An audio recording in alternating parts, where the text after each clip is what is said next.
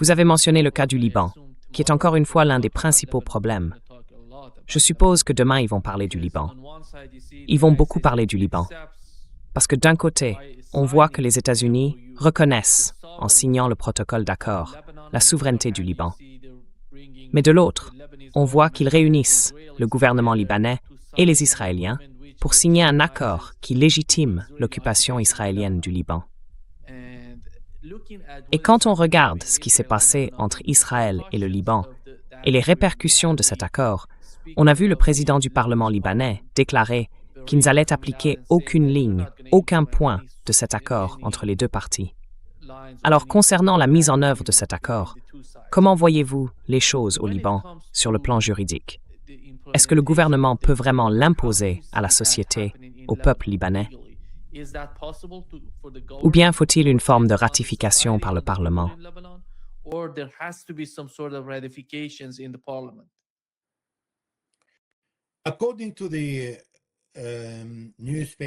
D'après le journal Al-Nahar, qui est un quotidien chrétien, anti-Hezbollah et très proche du gouvernement et des Américains, les chiites au Liban représentent en réalité 31,6% de la population, suivis par les sunnites puis les chrétiens. Si la majorité des chiites, une partie des chrétiens et les druzes sont contre cet accord, puisque le chef druze, Walid Jumblat, a déclaré qu'il y était opposé, et que plusieurs partis chrétiens, comme celui de Slimane Frangier et d'autres groupes, se sont aussi exprimés contre. Alors le gouvernement ne peut tout simplement pas l'imposer à la population. L'armée libanaise a d'ailleurs affirmé « Je ne me battrai pas contre le peuple et je ne deviendrai pas la police des Israéliens. » Car en réalité, cet accord-cadre est une humiliation pour l'armée libanaise.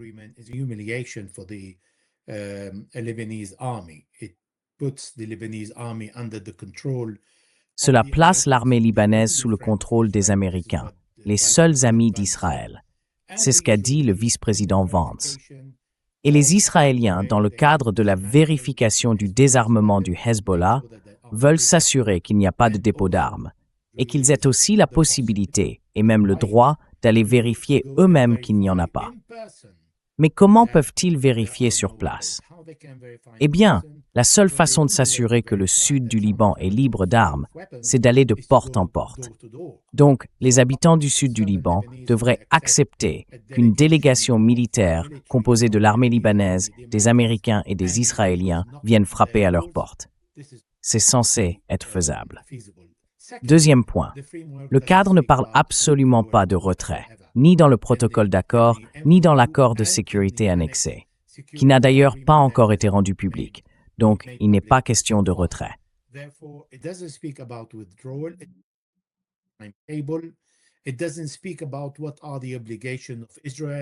Il ne parle pas des obligations d'Israël. Et il dit qu'Israël reste une zone tampon. C'est ce que Benjamin nous a dit. Ça restera comme ça. Et aucun Libanais n'a le droit de retourner chez lui. On parle d'environ 60 villages, à peu près 55 000 personnes, qui vont rester sans abri parce que le président libanais a accepté de signer cet accord. Or, il n'a pas le droit légalement de signer un tel accord. Il a violé la loi, parce que c'est le code pénal, pas la Constitution, le code pénal, que le président a juré de respecter le jour où il a été nommé, en même temps que la Constitution. Et selon l'article numéro 27375, Israël est considéré comme un ennemi. Ensuite, cette phrase doit passer par le Conseil des ministres pour être approuvée.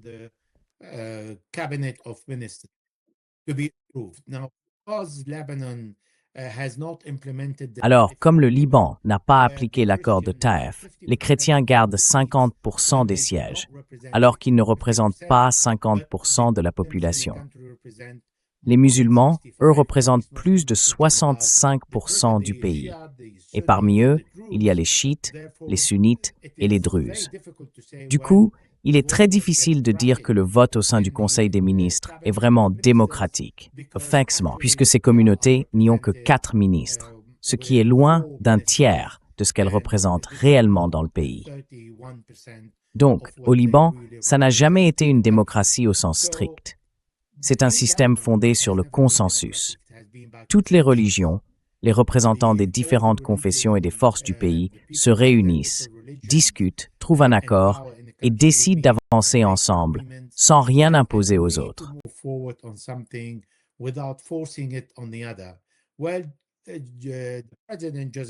Eh bien, le président Joseph Raoul a été nommé par les Américains pour cette mission précise. Et ce que dit aujourd'hui le président libanais, c'est « J'utilise l'armée israélienne pour menacer le Hezbollah afin qu'il soit désarmé. Sinon, l'armée israélienne continuera non seulement à attaquer le Hezbollah, mais aussi à frapper les chiites du sud du Liban en détruisant leurs maisons tant que le Hezbollah ne sera pas désarmé. » Donc, la menace vient maintenant du président libanais lui-même, qui menace la communauté chiite du sud du Liban d'utiliser l'armée israélienne contre elle ou de faire pression sur le Hezbollah pour qu'il soit désarmé.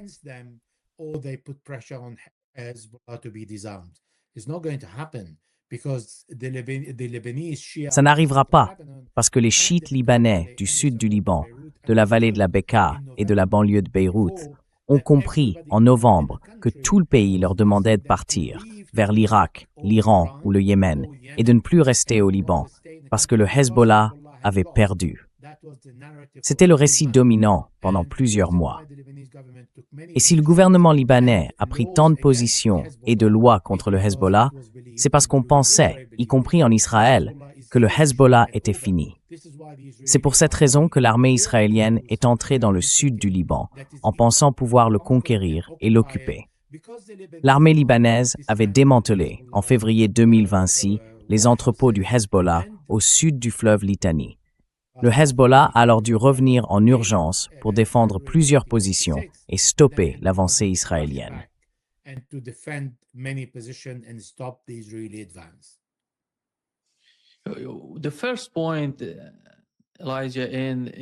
Le premier point, Elijah, dans l'accord.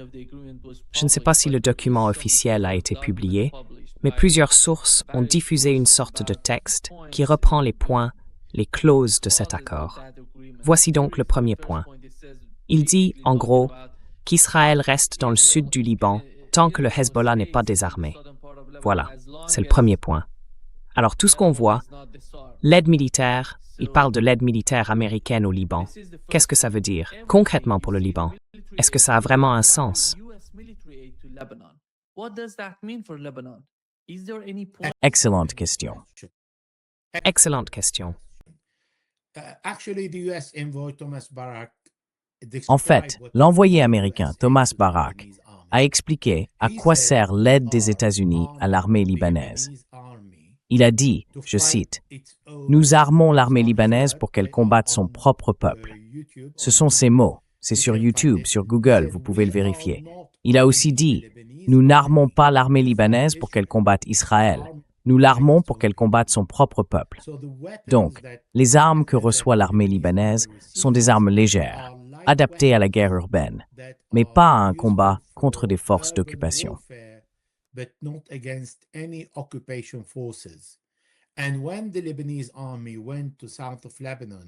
Et quand l'armée libanaise est descendue dans le sud du Liban, au sud du fleuve Litani, pour appliquer la résolution 1701 après novembre 2024, les Israéliens ont donné des instructions très claires. Aucun char, aucune artillerie lourde et aucune arme que l'armée israélienne considère comme une menace pour Israël n'est autorisée dans la zone. Autrement dit, c'est l'armée israélienne qui décide du type d'arme que l'armée libanaise peut avoir dans le sud du Liban, alors que cette zone est en théorie sous le contrôle du gouvernement libanais et fait partie du territoire libanais. Et il y a un autre point, encore plus humiliant. Ils disent qu'ils vont opposer leur veto à tout officier de l'armée libanaise qu'ils estiment ne pas être prêt à obéir pour appliquer le protocole d'accord ou un retrait de paix, ou encore à tout officier jugé trop proche du Hezbollah.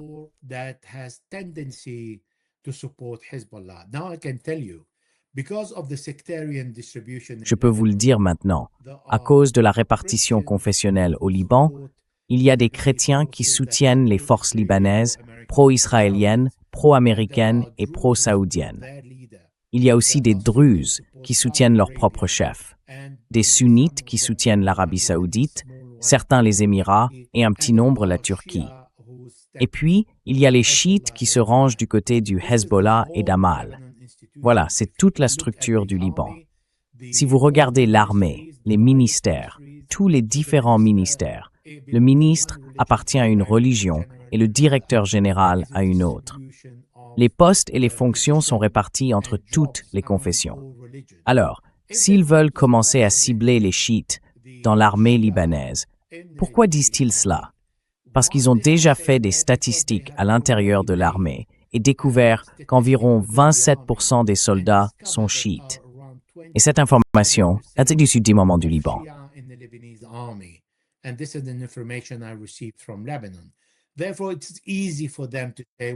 Donc, pour eux, c'est facile de dire « bon d'accord, il nous reste environ 70%, et ceux-là, au final, se plieront à ce qu'on veut en excluant complètement les chiites. » Mais où vont-ils aller, ces gens-là?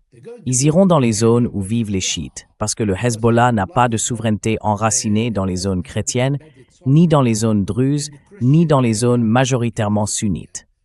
Son ancrage, c'est chez les siens. C'est au sein de la communauté chiite. Alors, vous imaginez un groupe de soldats libanais hostiles, et il y en a beaucoup qui le sont, hostiles au Hezbollah et à sa société, aller frapper à chaque porte, fouiller chaque maison, juste pour appliquer le protocole d'accord. C'est la recette parfaite pour une catastrophe.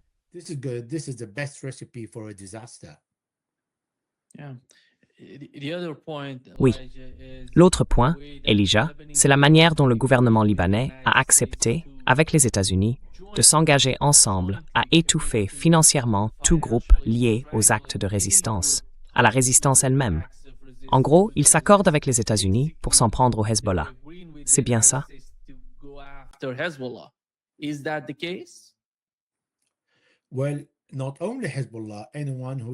Eh bien, pas seulement le Hezbollah, mais tous ceux qui ne sont pas d'accord.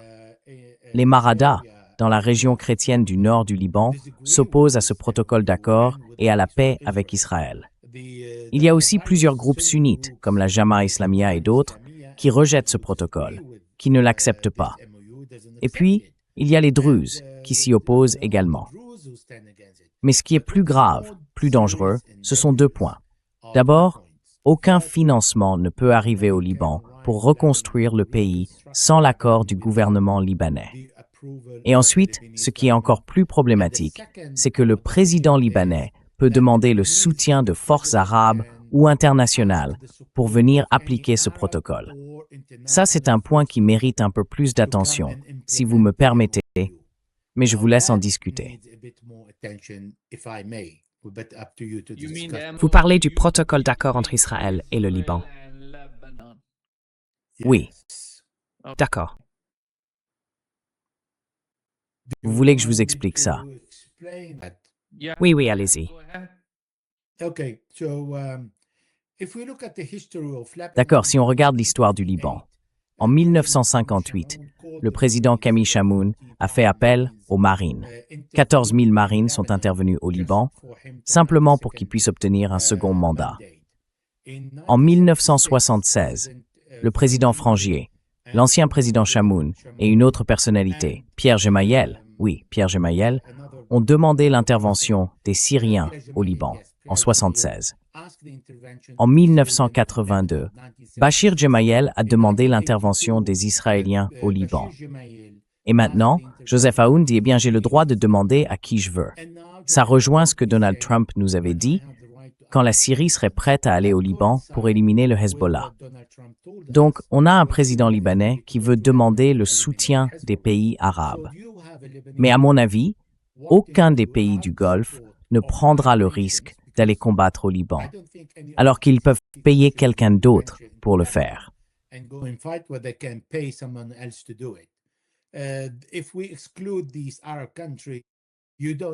Si on met de côté ces pays arabes, ni l'Irak, ni la Jordanie ne s'y engagent. Le seul qui se porte volontaire ici, avec une rancune contre l'Hezbollah, c'est la Syrie. Mais la Syrie a déjà cédé le contrôle des armes du Hezbollah pendant la guerre entre 2011 et 2023, voire 2024.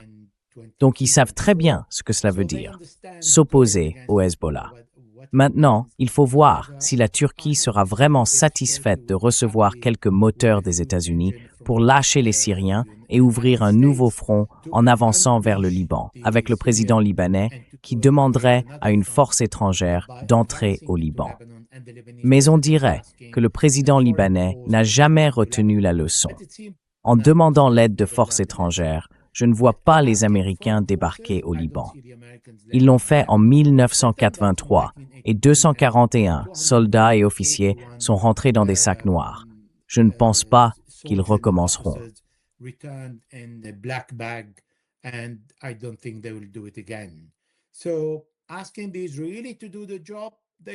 Alors, demandez aux Israéliens de faire le travail. Ils ne sont pas idiots à ce point. Ça fait 120 jours qu'ils essayent de vaincre le Hezbollah. Et tout ce qu'ils ont réussi à faire, c'est contrôler environ 600 km² du Liban. On parle quand même de 5 divisions, 70 000 soldats équipés, avec une force aérienne, de l'artillerie, des hélicoptères, des drones, tout ça. Et ils ont échoué. Donc, ils veulent qu'une armée suicide y aille à leur place.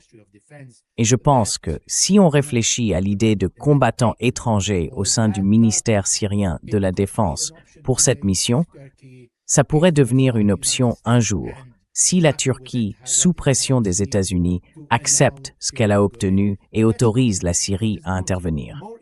Mais ça, ce n'est pas le plus important. Ce qui compte vraiment, c'est la clause elle-même dans le protocole d'accord que le président du Liban s'est permis d'inclure contre les mêmes personnes qu'il est censé représenter.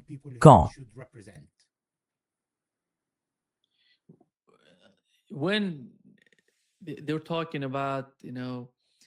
Il parle d'aide militaire et de tout ce qui va avec. Tout est lié. D'ailleurs, l'autre point, c'est l'argent pour la reconstruction du Liban, dont on dit qu'il dépend entièrement du désarmement du Hezbollah.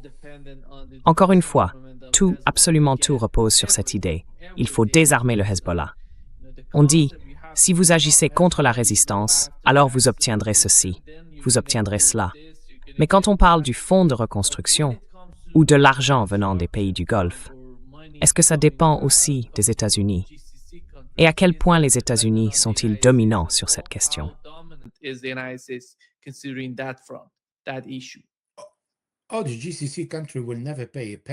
Ah, les pays du Golfe ne paieront jamais un centime sans l'accord des États-Unis. Ça remonte à l'époque où le prince Bandar, le chef du renseignement saoudien, avait déclaré « Nous avons versé 2 milliards de dollars à Al-Qaïda et aux talibans, parce que c'est ce que les États-Unis nous avaient demandé de faire. » Le Qatar a versé de l'argent au Hamas à la demande de Benjamin Netanyahou en 2018. Avec l'accord et la demande de Washington, les pays du Golfe ne déboursent rien sans l'aval complet des États-Unis. Et dans ce mémorandum d'entente, signé avec les Israéliens, les Américains disent aux citoyens libanais « Vous resterez sans abri tant que nous n'aurons pas donné notre accord. » Et quand on parle de vérification, c'est encore plus grave. Parce que comment vérifier? C'est exactement le même langage, le même scénario que les Israéliens ressortent toujours. 1992, 1993, les accords d'Oslo. Jusqu'à aujourd'hui, Israël n'a toujours pas vérifié si les Palestiniens de Cisjordanie représentent oui ou non une menace pour la sécurité nationale israélienne.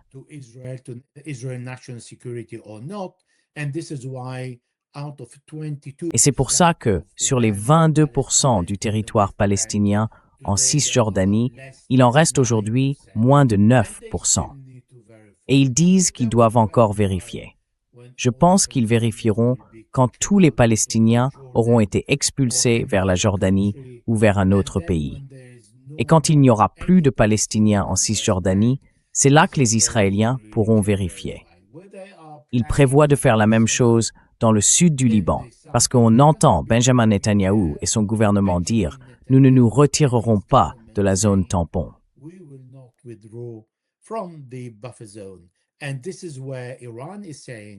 Et c'est là qu'on voit l'Iran dire « Je me fiche de votre accord avec le Liban, ça ne me concerne pas. J'ai le paragraphe 1, pas de combat au Liban, et les Américains ont violé ce point parce qu'ils continuent à se battre au Liban. Les Israéliens, eux, continuent de tuer des Libanais Ils en ont tué 7 en 2 jours et ils continuent de détruire des maisons.